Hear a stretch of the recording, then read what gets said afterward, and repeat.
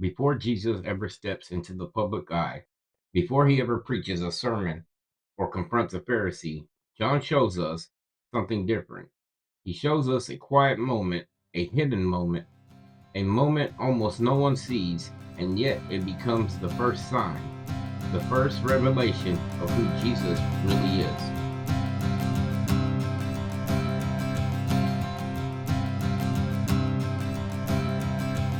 Welcome back to By Word Authority. I'm your host, Raymond Ibarra, and this is where we open scriptures to recover clarity, conviction, and the authority of Jesus in a world that's lost its way. Today's episode titled The First Sign.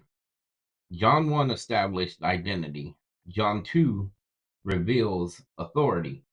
Not the kind of authority people expect, not political authority, not religious authority, not public authority. This is creative authority, transformational authority, the kind of authority only the Word made flesh can carry. And John wants you to see it before the crowds ever do. There's a wedding in Cana, a celebration, a moment of joy, and then a problem. The wine runs out. It's embarrassing, it's shameful, it's a failure of hospitality.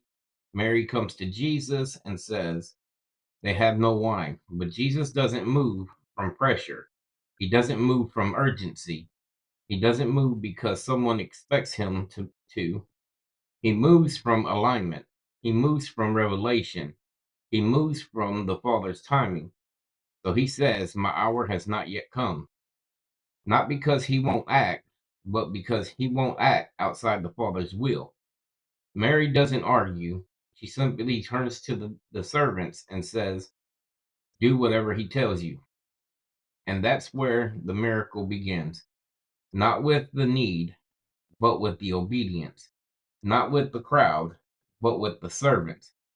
Not with the important people, but with the unseen ones. And the kingdom revelation always comes to the obedient before it comes to the influential. Jesus looks at 6 stone water pots, not wine barrels, not drinking vessels, but purification pots. These were part of the old covenant system, the old rituals, the old way of cleansing, and Jesus chooses them on purpose. He is not adding to the old, he is transforming it. He is fulfilling it. He is replacing ritual cleansing with true cleansing. He tells the servants to fill them with water. They fill them to the brim, and somewhere between obedience and pouring, water becomes wine. No announcement, no spotlight, no spectacle, no performance. The first sign of Jesus' glory happens quietly, hidden, witnessed only by servants, because the first revelation of his authority is not for the crowd, it's for the ones who obey. The master of the feast tastes the wine and calls the bridegroom over. Everyone serves the good wine first, and when people have drunk freely, then the poor wine. But you have kept the good wine until now. He doesn't know where it came from. He doesn't know what happened. He doesn't know who did it. But the servants know, and the disciples know.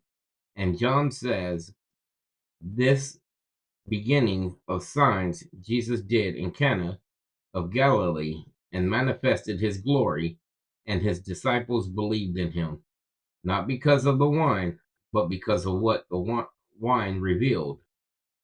But John doesn't stop there. He ties the wedding to the temple. 2 scenes, one revelation. Jesus goes to Jerusalem and finds the temple filled with merchants, money changers, and corruption.